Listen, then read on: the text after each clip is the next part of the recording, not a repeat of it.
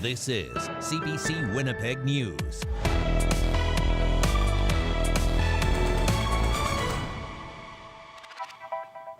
Good evening. Thanks for joining us. Students who were supposed to start writing a grade 12 English exam today will have to wait a little longer. It was postponed province-wide late last week due to a privacy issue with some of the test materials.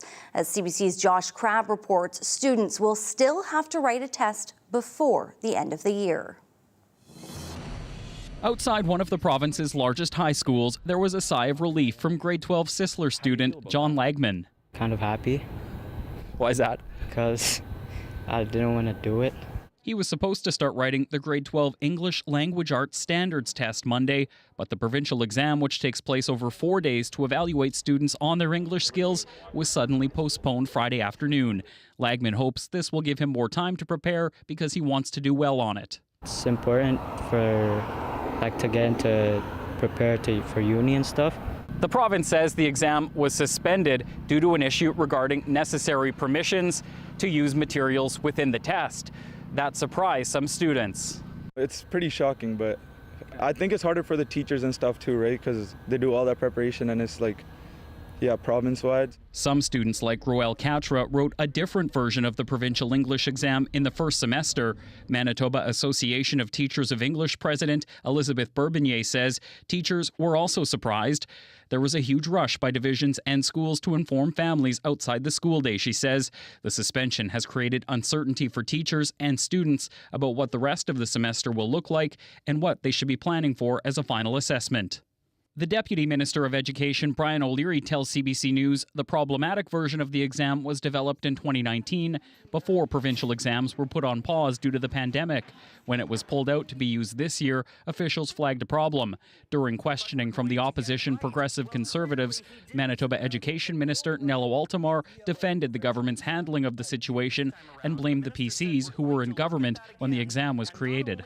It wasn't properly vetted. It wasn't properly attuned to what was necessary for students. And then when we discovered that the error was made, we immediately pulled it because we had to do it for privacy purposes. Winnipeg School Division Superintendent Matt Henderson says schools will work to reschedule the exam. It'll be really like school by school. We have 13 senior year schools, and it'll really depend on them. The government says all students will still write a final English exam.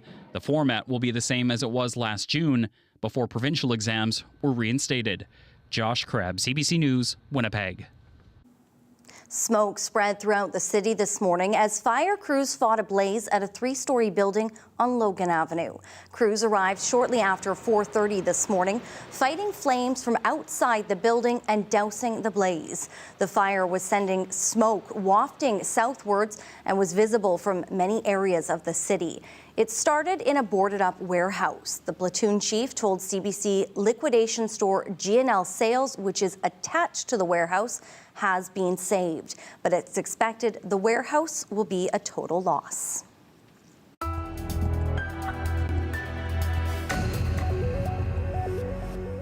A Manitoba doctor who was expelled from residency is accused of faking cancer to defraud a colleague out of tens of thousands of dollars. She promised to pay it back, but hasn't, so CBC tracked her down. The I-Team's Caroline Bargut reports. When we first sat down with Dr. Megan Labine in November 2022, she had no idea how to track down a former friend and medical colleague who had borrowed $160,000 from her. Labine met Monica Kahar 4 years earlier. Both had completed med school and were doing their residency in family medicine. Labine in Thunder Bay and Kahar in Winnipeg. They met at the College of Family Physicians of Canada meetings, a national organization they had each been elected to represent their respective schools. She was very genuine. She would approach you, talk to you, very personable. They appeared to have a lot in common and became friends. Kahar later told Labine that she had been diagnosed with breast cancer and was struggling financially.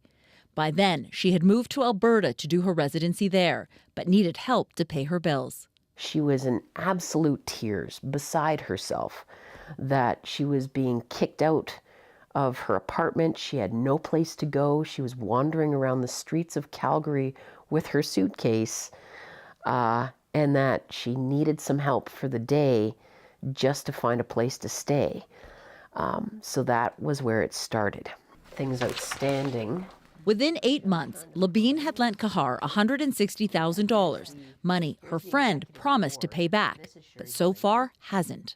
Kahar was expelled from residency and censured by the College of Physicians and Surgeons of Manitoba, the regulatory body.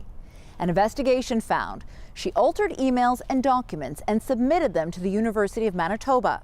It also concluded that Kahar fabricated evidence of a non-existent serious medical condition in order to get 2 colleagues to lend her a substantial amount of money. I'm not going to lie, at the start I felt absolutely humiliated because you think to yourself, how could I be so stupid as to be led on like this? And for me, there was nothing more than simple friendship. So I thought, man, my judge of character is totally off. The censure said Kahar was demonstrating a pattern of attempting to mislead the college and others and deflect from her personal responsibility for her unethical and inappropriate actions, and that she had shown an unfitness to practice medicine. She was expelled from the program and is not allowed to work as a doctor in Canada. But CBC News discovered that doesn't prevent her from calling herself one. Kahar moved to British Columbia and in 2021 started Prestige Body Labs, which has since closed. The business provided electrical muscle stimulation, also known as EMS, which was advertised as a service that could help clients lose inches off their frame. Prestige's social media said it was a doctor-run facility, even though you don't have to be a physician to provide the service. It turns out the colleges of physicians and surgeons in Canada allow anyone with a medical degree to call themselves a doctor or say they have an MD, even if they didn't finish residency and can't practice.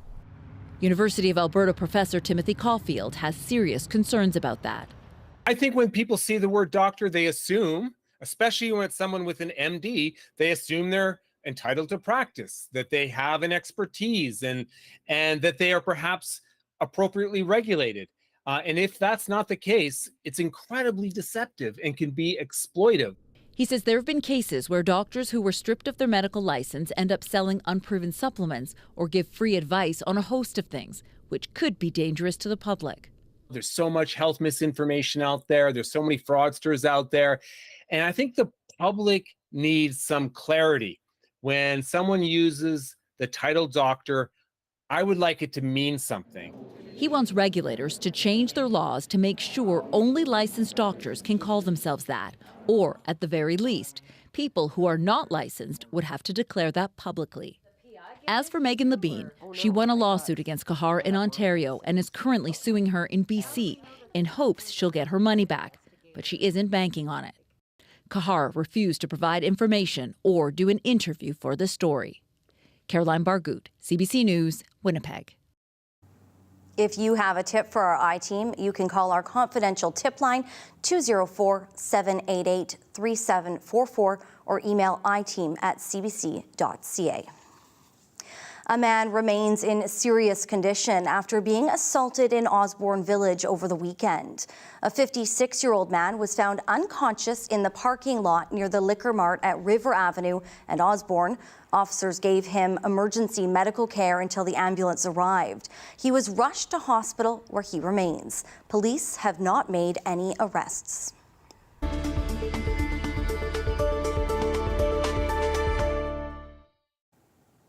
Food Banks Canada is giving Manitoba a nearly failing grade on its efforts to reduce poverty.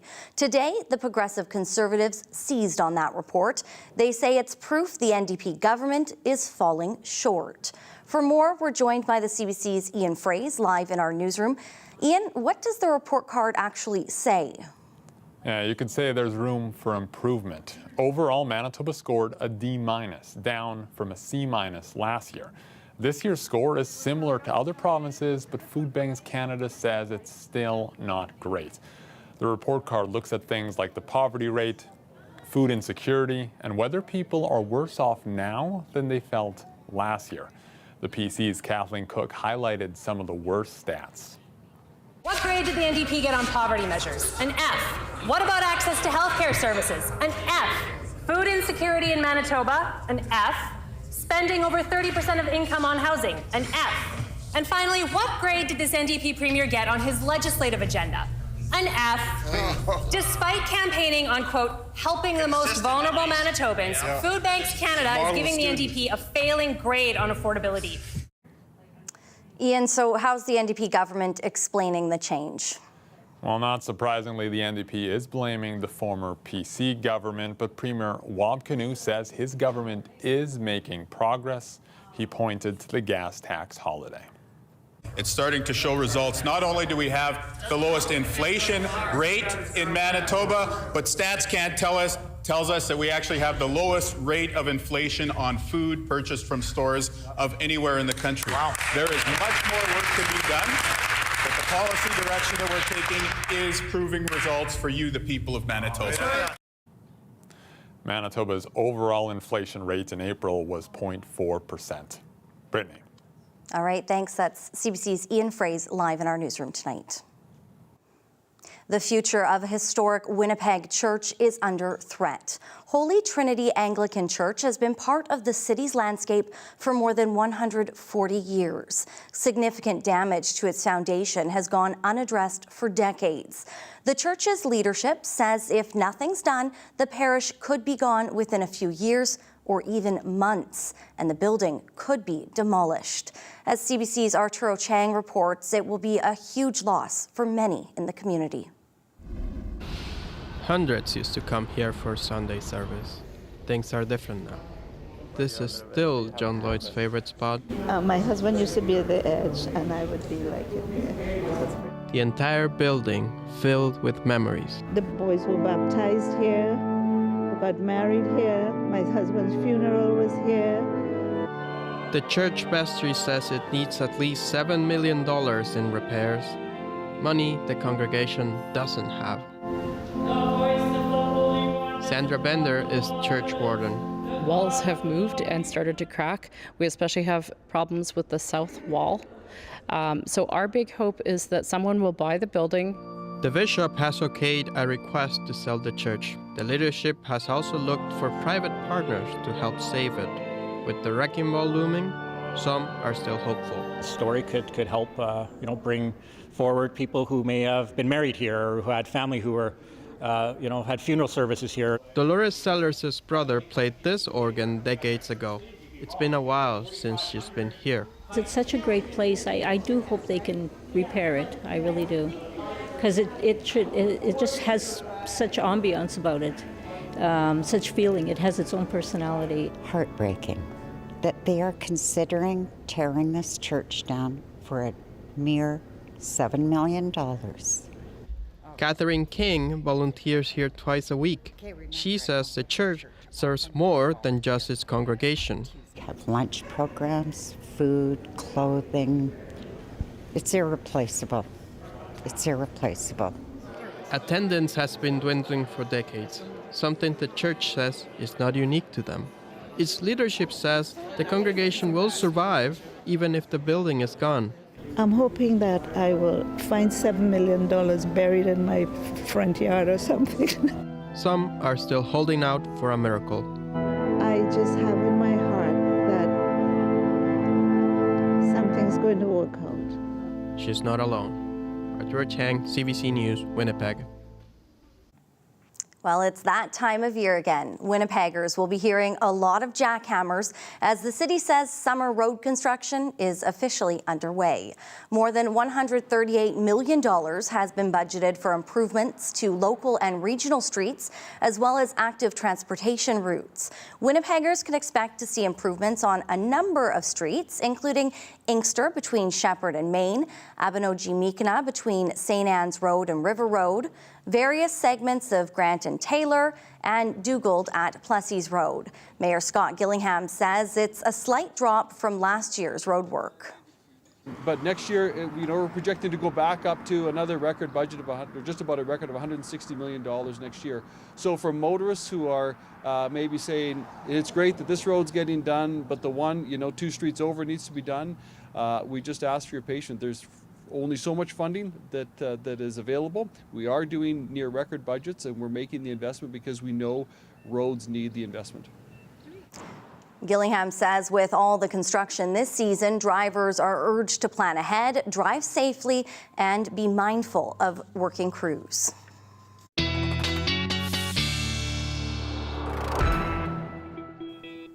Not a bad day outside today and not too bad of a weekend. Let's bring in weather specialist Ethan Williams for a look at your forecast. Ethan?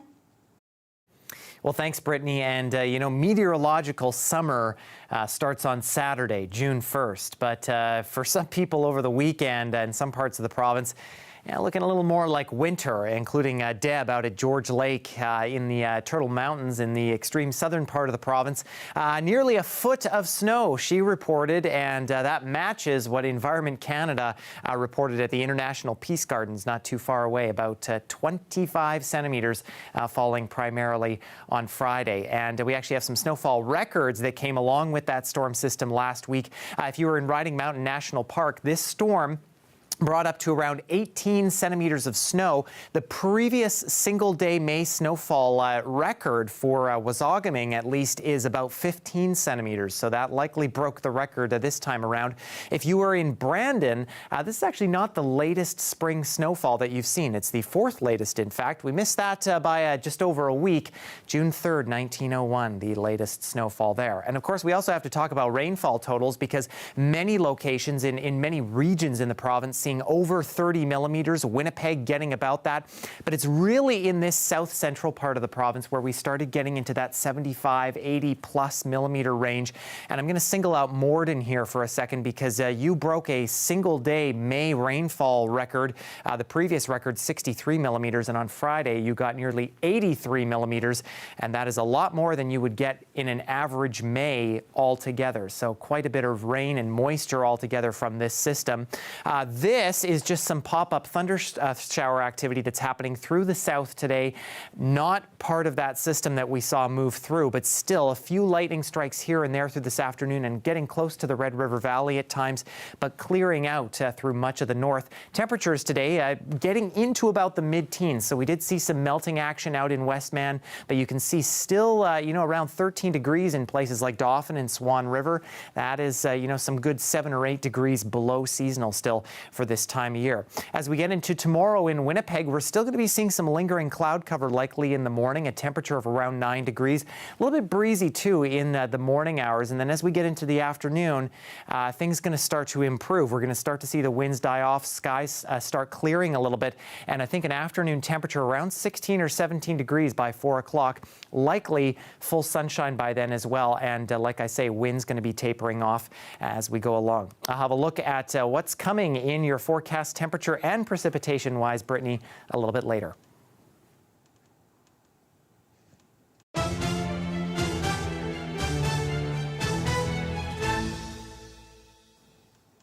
The new head coach for the Winnipeg Jets says he wants to build on what was already begun by his former boss, Rick Bowness. Scott Arniel made the remarks today, a few days after being announced that he is Bowness's replacement as head coach. With him as associate to the head coach, the Jets had a 52-24-6 record this year. Arniel says in the past 2 years, there's been a major shift in the culture at the Jets organization. We've had to change the culture. We had to work on the leadership. We had to, we had to raise the standards here with our hockey club. And I got to give an awful lot of credit to obviously the coaches, but also to the players. We have made some changes, management as well. What we did this year was special. Arniel says he wants the Jets to become an elite team that makes it beyond the first round of the Stanley Cup playoffs. Coming up, widespread condemnation after Israel launches an airstrike on Rafa, hitting a camp for displaced people. Stay with us.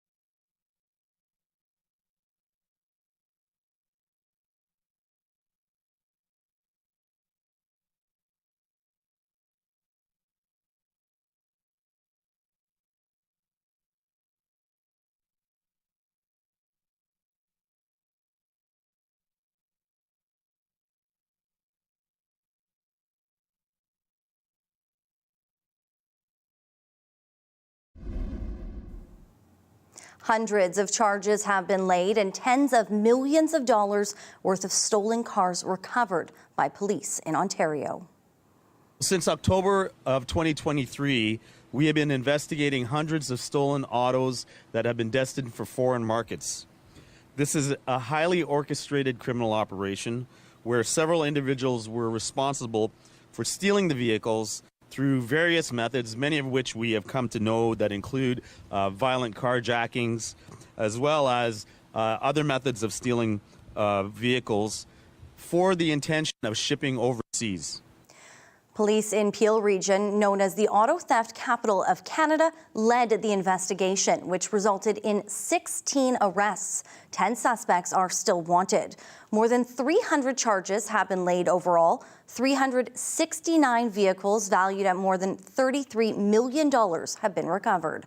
The suspects were reportedly working with organized crime to ship stolen vehicles through Montreal to the United Arab Emirates and Oman. The University of Toronto took legal action today against pro-Palestinian protesters. It's seeking an injunction to clear demonstrators from its downtown campus. The university issued a trespass notice Friday, ordering them to leave by this morning. But as of this hour, the encampment remains. Meanwhile, in Montreal, a judge has made a decision about a protest at the Université de Québec à Montreal. CBC's Kwabina Oduro has the details. In the decision by the judge, the partial injunction request says that the protesters need to stop blocking doors, windows, and let UQAM's fire department have access into the buildings. The camp needs to be 2 meters away from the accesses so people can access the buildings in and out freely. I want to show you what the encampment looks like right now. This is what it looks like at all the entrances around this part of the UQAM campus. People are having trouble getting in and out of the buildings.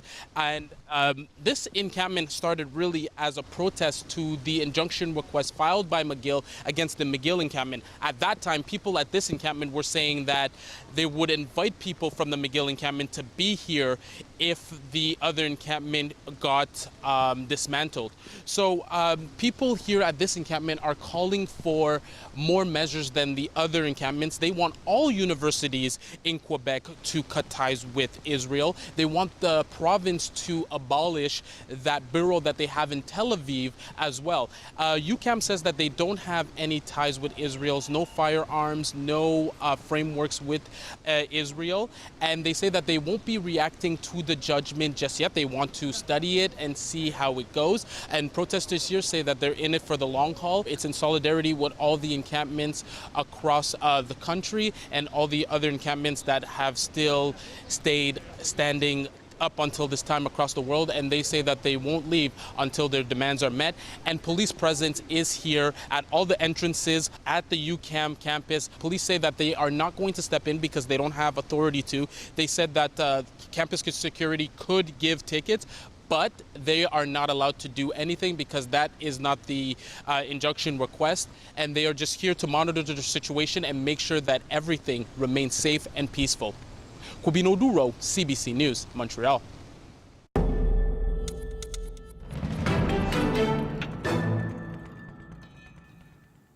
Israel says it will investigate its military airstrike in Rafa overnight. The Hamas-run health ministry said the attack killed 45 Palestinians who were sheltering in the area. It came hours after Hamas launched a barrage of rockets at Tel Aviv for the first time in months. Israeli Prime Minister Benjamin Netanyahu described the deaths as a tragic mistake. Still, the airstrike has sparked global outrage. It happened less than 3 days after the UN World Court ordered Israel to abandon its offensive in Rafah. Journalist Sarah Coates has more. The international reaction is continuing to pour in the wake of Sunday night's attack on an area in Rafa where many Palestinian refugees were sheltering. Now, residents in that area are describing terror, while paramedics have told AFP that people were simply ripped to pieces. We now have reaction from the Israeli Prime Minister Benjamin Netanyahu. He says that this is a tragic error, while the IDF spokesperson has come out to say that the military did not expect the strike to harm civilians.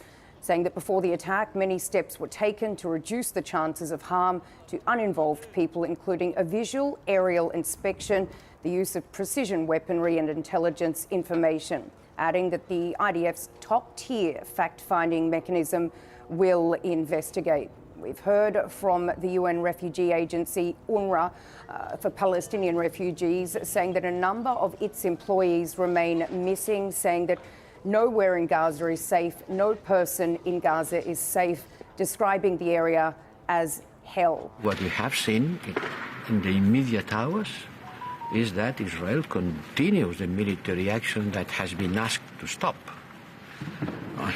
Also, Hamas is launching rockets against Israel, so both sides don't respect the ruling of the world. Now, this comes amid reports that these hostage and ceasefire negotiations may in fact begin once again this coming week, although the Israeli Prime Minister is vowing to push on with this war. He's also slamming claims that he is blocking these talks, saying that this is lies, adding instead of putting pressure on Hamas leader Yahya Sinwar, it's put on the Israeli government. Certainly a lot of hope here on the ground for the families of these more than 120 Israeli hostages that do remain in the Gaza Strip. They have been there now for more than 230 days. While there's a lot of hope that these talks may once again resume, there's really not a lot of optimism. In Tel Aviv, Sarah Coates reporting for CBC News. University presidents are defending their approach to combating anti-Semitism on campus, since the October 7th Hamas attack on Israel. Several of them appeared before a parliamentary committee studying anti-Jewish hatred and Islamophobia. This as police investigate gunfire that damaged a private Jewish school for girls in Toronto. CBC's Rafa has more. Angry and shocked, angry that we have to explain to our girls why this is happening.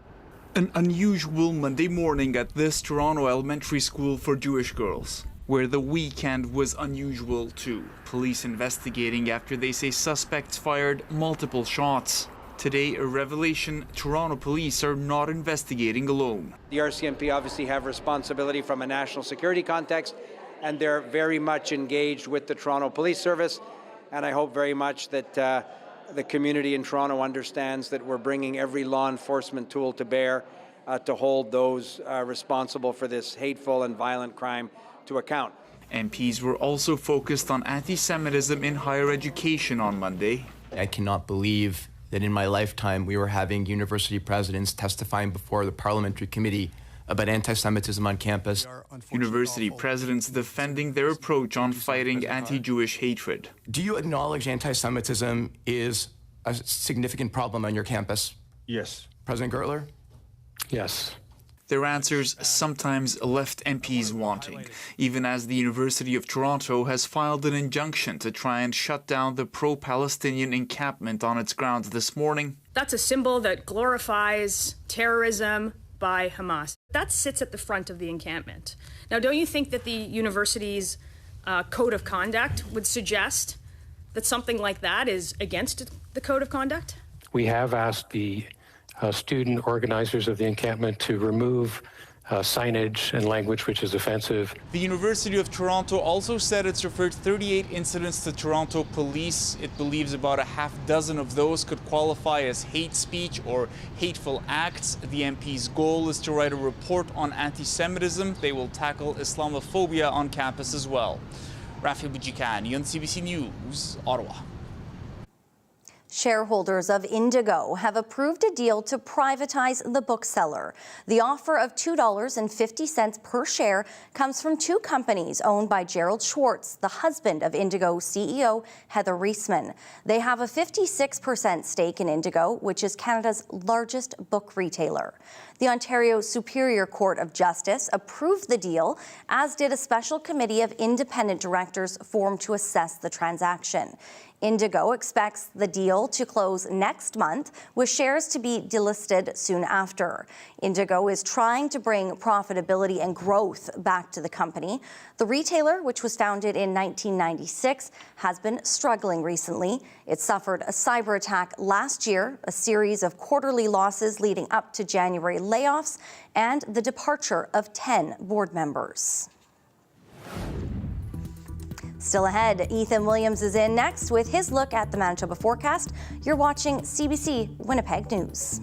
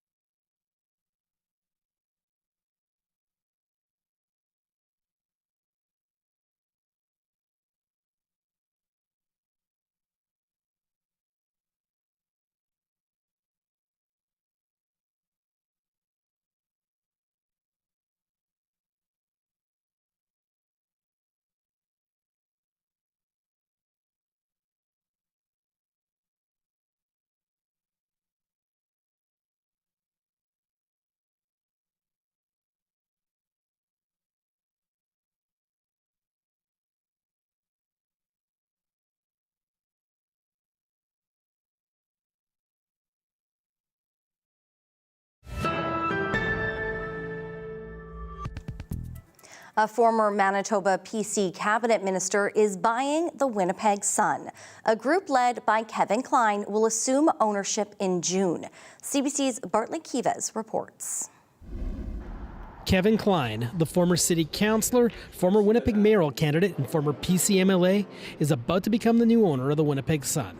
The Post media chain announced today it's selling the Sun to the Klein Group, led by the former politician. It is important that we provide the news that's necessary, that we play that vital role, that we live up to our obligations, and that we uphold the principles of journalistic integrity. The deal on the table would see the Klein Group acquire the Sun, the graphic leader in Portage la Prairie, and the Kenora Miner in News. Klein didn't disclose the sale price. The union representing Winnipeg Sun employees expressed optimism.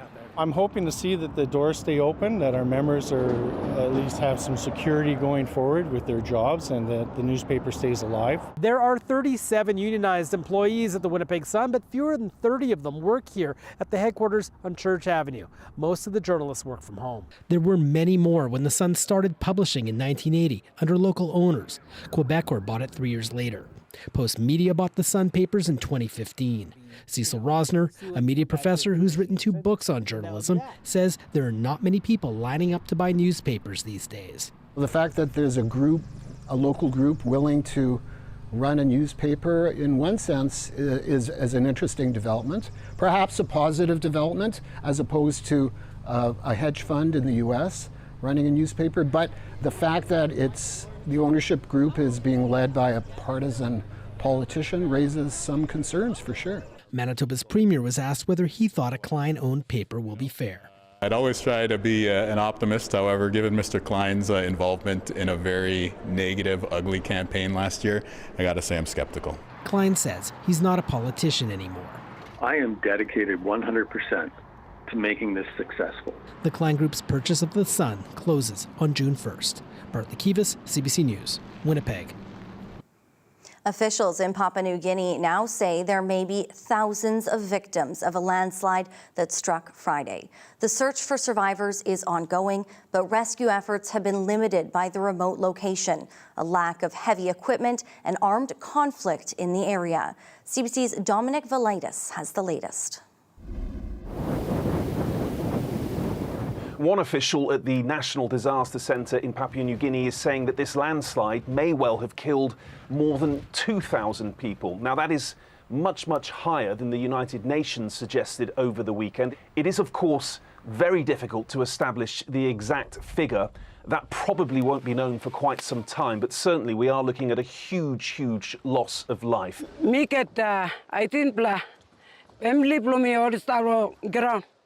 Now, some like I'm Minokan Kandi and Plandy. So, me, Papa didn't ground me. Well, you saw it there. At least 18 of Nevit's family members feared dead as a result of this landslide, which actually crashed through 6 villages in the Mayap Mulataka district in the early hours of Friday morning. Many people in those communities would have been sleeping in their homes at the time.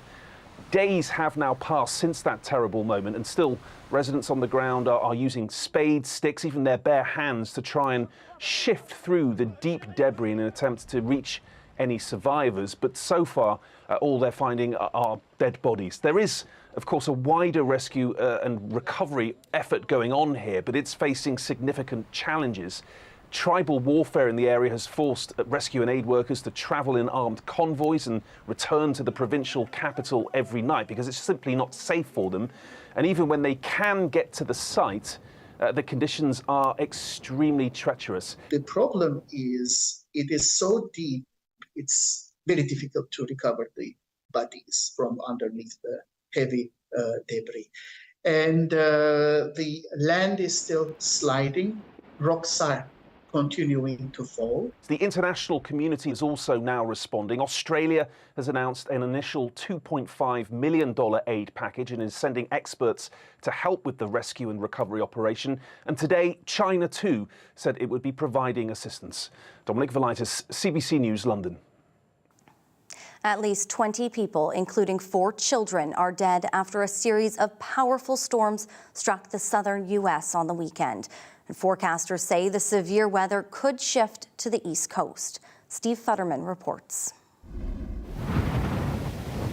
This was supposed to be an extended holiday weekend here in the U.S., but for many Americans, it's been anything but a celebration. Extreme weather, tornadoes, hail, wind, and rain have hit a number of states. Among the states hardest hit, Texas, Oklahoma, Arkansas, and Kentucky. In some places, the damage is overwhelming. Numerous homes destroyed. The foundations remain, but not much else.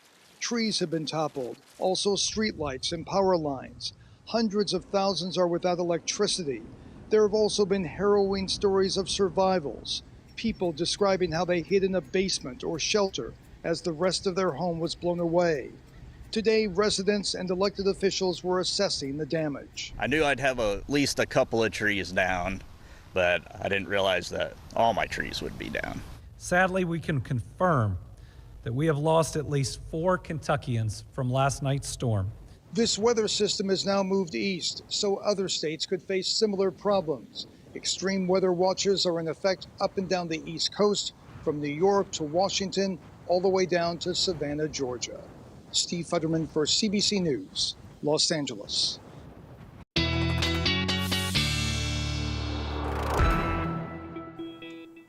Time now for another look at weather. CBC weather specialist Ethan Williams is back for what we can expect this week. Ethan. Well, Brittany, our weather not really feeling like spring and or kind of closer to seasonal, at least today, getting out of that rain and snow from the weekend. But there will be a pretty substantial warm up here in the coming days, and it comes thanks to the jet stream, which is now beginning to ridge over Saskatchewan and Alberta. And eventually by midweek here, that'll move our way and some warmer air will begin spilling up from down south. We will, though, see some periods of some cooler weather as this trough starts to develop out to the west, especially as we head later in the week, and that could mean some showers also heading our way. But for the meantime, this area of high pressure is going to be the dominant weather feature here in Manitoba over the next couple of days. Some lingering showers and maybe a couple of lightning strikes exiting southern Manitoba tonight, but we're still going to be left, especially in Winnipeg and the Red River Valley, with some cloud cover through the morning hours tomorrow before that high pressure really takes hold and clears out all of the province as we head through the day tomorrow and into the night Wednesday. Just some possible scattered showers along the very far north as we head through the day Wednesday. Still clear, though, elsewhere. We are watching our next weather maker coming out from the west, from Saskatchewan, possibly bringing through some showers for Thursday. Also seeing winds pick up a little bit here and there, still a little bit gusty overnight tonight. I think things should be fairly calm tomorrow as that high pressure moves in, but then picking up a little bit as we head into early Wednesday morning. Now, in terms of the forecast for southern Manitoba overnight tonight, temperatures kind of in that 7 to 8 degree range for many locations. Again, where there's snow fell this past weekend, still a little bit chillier in the higher elevations in Riding Mountain.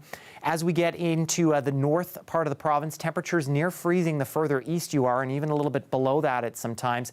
But tomorrow you start to notice those sunny skies as high pressure takes hold, and temperatures will be likely above freezing by 7 o'clock, and by the noon hour into the teens into many locations, leading to at or even a little bit above seasonal day for the north tomorrow with lots of sunshine. For southern Manitoba, again, starting the day tomorrow on a bit of a cloudy note, especially the further east you are in Winnipeg and through the Red River Valley. But those temperatures getting into the mid-teens by the noon hour, that clearing begins, and by the afternoon, many of us seeing partly to mostly sunny conditions as we hit the mid-teens for most areas. Quick sneak peek at your 7-day forecast here shows that we'll be sitting at 17 tomorrow in Winnipeg under those mostly sunny conditions. Wednesday, I think, is when things really begin warming up. We get to around 23 under those sunny skies, but a little bit gusty here and there, and then gusty with the possibility of some showers as we head into Thursday. But an overnight low for a couple of days here, Brittany, staying above the 10-degree mark. I'll have a full look at your 7-day forecast coming up. All right, thanks, Ethan. Coming up, fashion for grads. We find out how a local shop is helping outfit students for their special night. You're watching CBC Winnipeg News.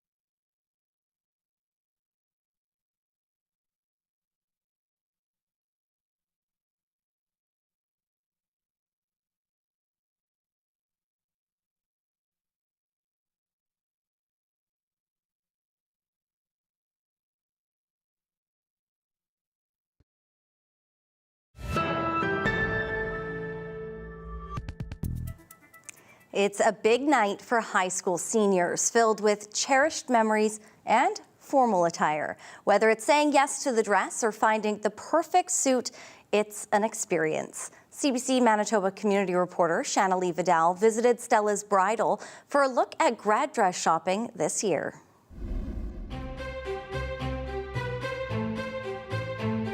In here we have more sizes, all beautifully organized by silhouettes. Hi, I'm Dee Dee. I'm the manager of Stella's Bridal. I've been doing this for 10 years now and I love it. It's almost like a practice round for the bridal shopping, and so when we can help the girls find the dress that they feel the most beautiful in, it's really gratifying. And it's especially gratifying for the girls who come in and they're really nervous about it. They're afraid they're not going to find something that, you know, they feel beautiful in or that's going to fit them.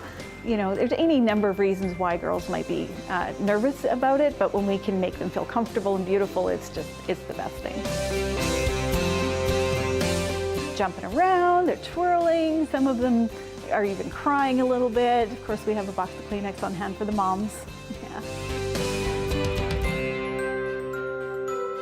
This is the start of a whole new life, and as you said, it is a bigger step.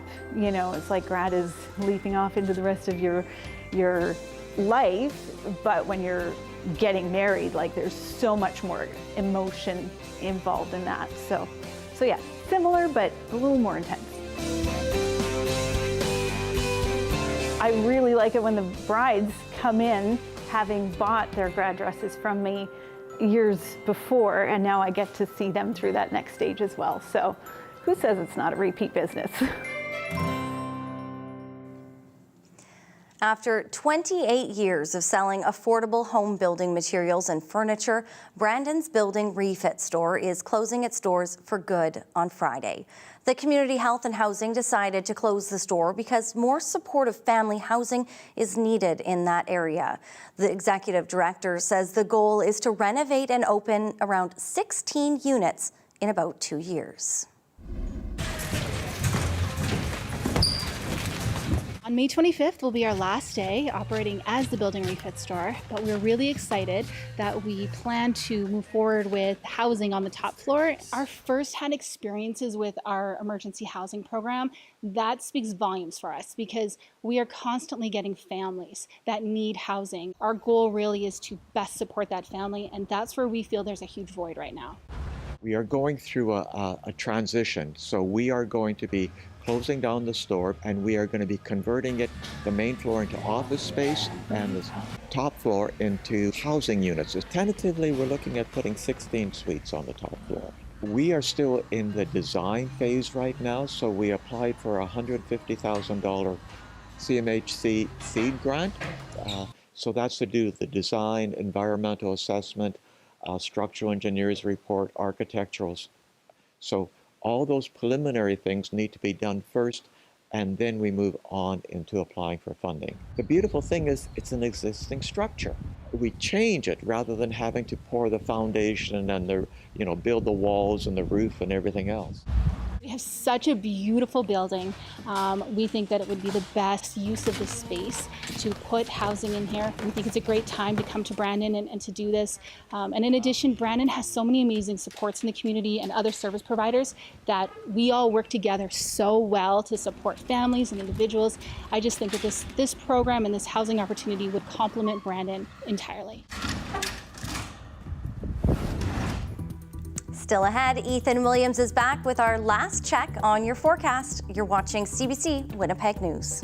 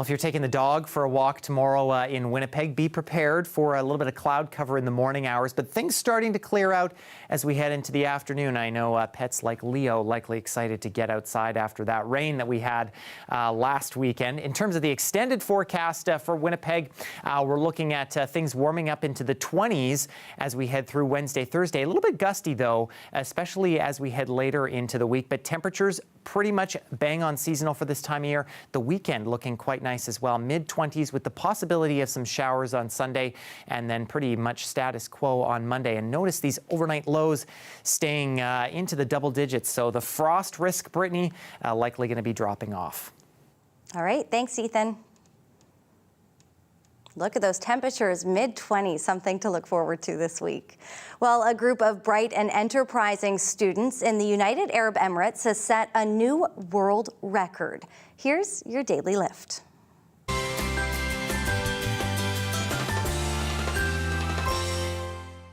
We're learning how to do something that some people wish to learn about, how to make light, how to help people around the world and make a difference.